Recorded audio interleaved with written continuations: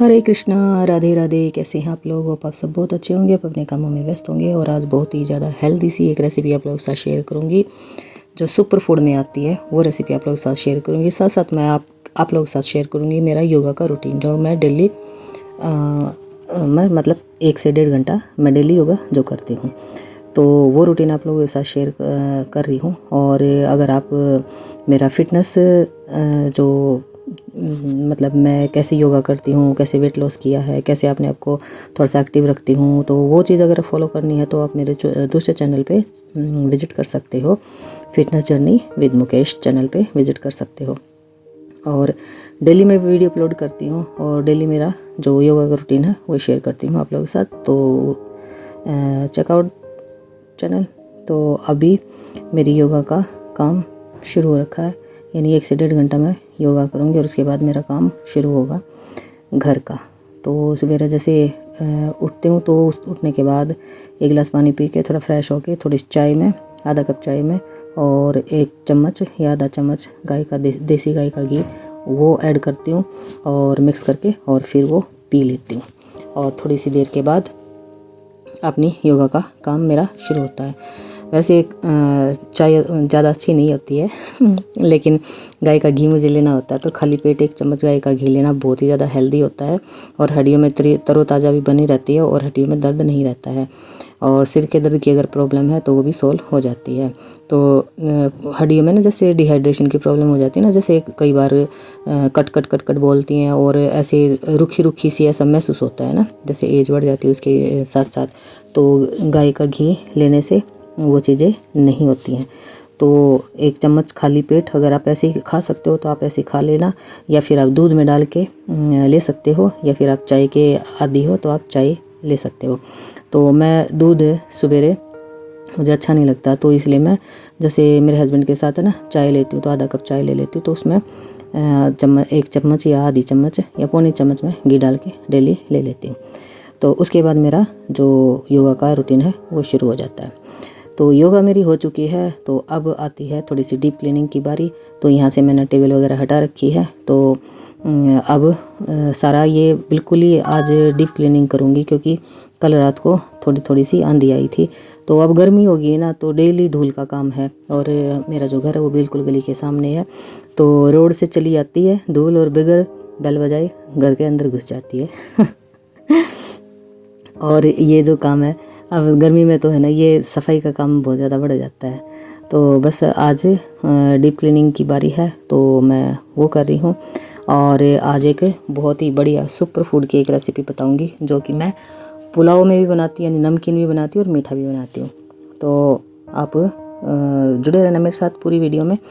और यहाँ तक आए हो तो जाहिर सी बात है आप लोगों को मेरा ये ब्लॉग्स बहुत अच्छा लगा होगा, और जो अच्छा लगे तो जाते जाते लाइक्स कर देना और एक कमेंट, प्यारा सा कमेंट आप अपने लिए, अपने चैनल के लिए कर देना। तो अभी यहाँ पे झाड़ू निकाल के और फिर सारा ये क्लीन करके और फिर मेरा आगे का काम शुरू होगा।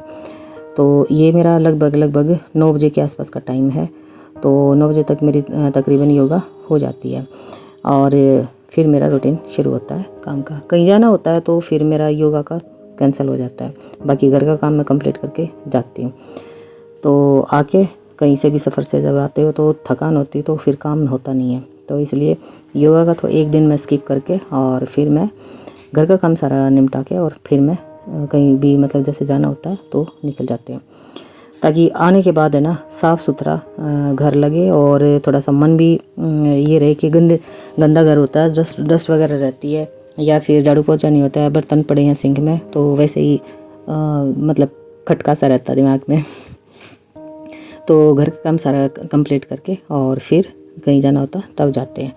तो बस यहाँ पे जो है देखो, हम घर में ना कितना सारा सामान जोड़ लेते हैं ना, एक स्टोर की तरह हम घर को बना लेते हैं और कितनी सारी साफ़ सफाइयाँ हो जाती है ना, आधा काम तो हम खुद ही बढ़ा लेते हैं। फिर क्या करें, मेरे को तो बहुत अच्छा लगता है। खाली खाली घर है ना मुझे कतई पसंद नहीं है, बेशक काम ज़्यादा हो जाता है लेकिन खाली खाली घर मुझे बिल्कुल भी पसंद नहीं है। तो बस यहाँ पे ये काम चल रहा है।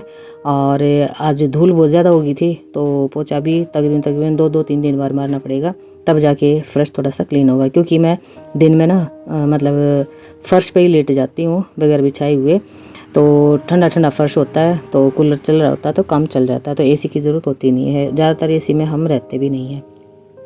जो बिल्कुल सड़ी हुई गर्मी आएगी ना, जैसे बारिश के मौसम में ना ह्यूमिडिटी ज़्यादा हो जाती है, तो उस टाइम पे जब कूलर फेल हो जाते हैं तो 1 से 1.5 महीना जो है एसी ऑन करते हैं। बाकी अभी तो हमने एसी के कवर भी नहीं उतारे हैं, जो कि जैसे एसी जब बंद होते हैं ना तो उनको बिल्कुल क्लीन करके और उसकी सर्विस करके, जैसे तलनसा भी कर देते हैं सर्विस उसकी, और फिर उसको पेपर से कवर करके और फिर छोड़ देते हैं ताकि धूल वगैरह अंदर ना जाए। तो और अब जैसे गर्मी शुरू हुई है तो अभी कूलर बहुत ही अच्छा सा काम कर रहा है, और जब सड़ी हुई गर्मी आएगी तब एसी का काम शुरू होगा। तो उस टाइम पे कवर उतार लेंगे तो उसको एक बार थोड़ा सा मोटा साफ़ करके और फिर उसको ऑन कर लेंगे। तो चलिए अब बताती हूँ आप लोगों को एक सुपर फूड की रेसिपी। यस, ये किनोवा है। किनोवा मैंने एक बार धो के और फिर 1 घंटे के लिए इसको पानी में भिगो के रख दिया था। अब यहाँ पे ये मिट्टी की हांडी है और मिट्टी की हांडी में मैंने किनोवा डाल दिया है, थोड़ा सा डाल दिया है पानी, और इसको सिम आंच पे पकाएंगे। इसको पकने में ना थोड़ा सा टाइम लगता है और मिट्टी की हांडी में ही पकाना है। ये बहुत ही बढ़िया टेस्टी भी बनता है।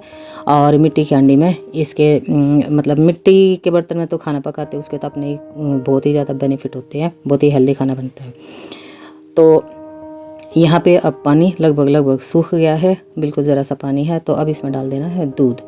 और आप जैसे मेरे पास, मैं तो गाय का दूध मंगवाती हूँ, गांव से आता है तो देसी गाय का दूध है। बाकी आपके पास कोई भी दूध हो आप वो ले सकते हो, है ना। तो ऐसे कुछ हार्ड एंड फास्ट रूल नहीं है। अब इसको सिम आंच पे और ढक के छोड़ दूँगी और धीरे धीरे पकेगा ना तो ये बहुत ही बढ़िया गाढ़े टेक्सचर की ये खीर बन जाएगी। तो पूरा ढक्कन नहीं लगाना, थोड़ा सा एक साइड से छोड़ देना ताकि खीर निकले नहीं। अब ये देखो, अब ये जो किनोवा था 1 कटोरी किनोवा था और लगभग इसमें है ना मैंने 2 लीटर दूध, 2 लीटर के आसपास दूध मैंने इसमें ऐड कर दिया था। तो काफ़ी बढ़िया रिच फ्लेवर की ये जो खीर बन के रेडी हो जाती है।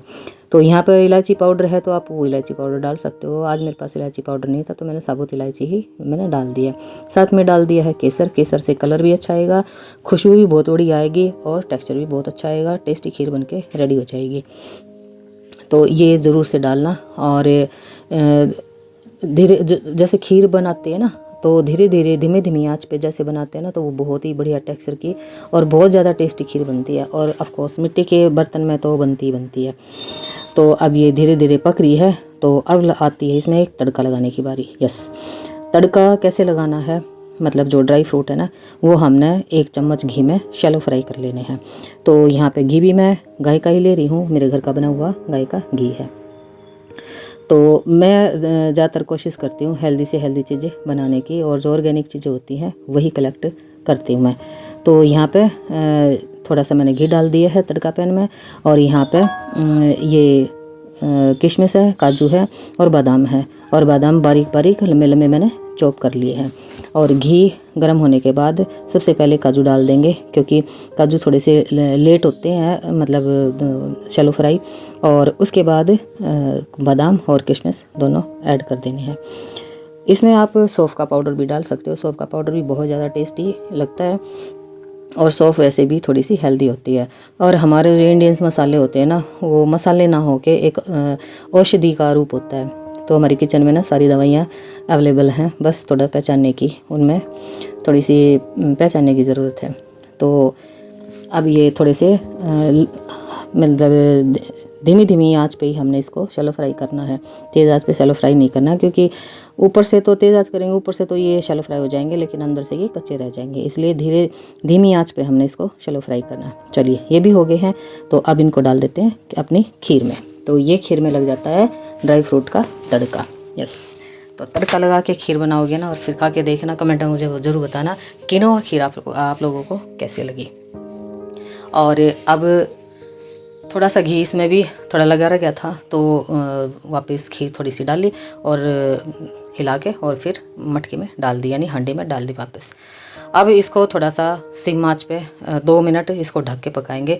अब तक मैंने मीठा नहीं डाला है, तो मीठे में आप कुछ भी डाल सकते हो। और यहाँ पे मैं डाल रही हूँ देसी खांड यानी ऑर्गेनिक खांड। आप गुड़ का भी यूज़ कर सकते हो, आप गुड़ पाउडर का भी यूज़ कर सकते हो। अगर गुड़ डालना है तो आँच से उतार के और फिर आपने गुड़ डालना है, नहीं तो फट जाएगी। जब ये खीर पूरी बन जाए ना, तब आपने गुड़ का यूज़ करना है, ठीक है। तो हांडी का अपना भी टेम्परेचर होता है, तो उसमें गुड़ के साथ आराम से पक जाएगी। अब यहाँ पे अगर आपने शक्कर डालनी है तो जब खीर पूरी बन जाए और ठंडी करके खाओगे ना, ऊपर से शक्कर डाल के और फिर खाना, तो बड़ी ही मस्त लगती है। तो अब यहाँ पे मैंने तो खंड डाल दी है, बाकी आपकी अपनी चॉइस है। चीनी हेल्दी नहीं होती है, इसलिए मैं चीनी का यूज़ करती नहीं हूँ। तो अब इसको ढक के छोड़ देंगे और ठंडी हो जाएगी तब इसको खाएंगे। चलिए, ये खीर बन के होगी है रेडी, यानी किनोआ खीर बन के होगी रेडी। सुपर फूड में ये किनोआ आता है, तो आप ज़रूर ट्राई करके देखना। बहुत जल्दी मैं आप लोगों को पुलाव के लिए भी बताऊँगी किनोआ पुलाव कैसे बनता है। तो चलिए फिर इसी के साथ इस व्लॉग का यहीं पे एंड करती हूँ। मिलती हूँ एक और नई वीडियो में नए कंटेंट के साथ। तब तक अपना और अपने परिवार का ढेर सारा ख्याल रखना है। और कैसा लगा आज का व्लॉग ज़रूर से बताइएगा, प्यारा सा कमेंट कीजिएगा।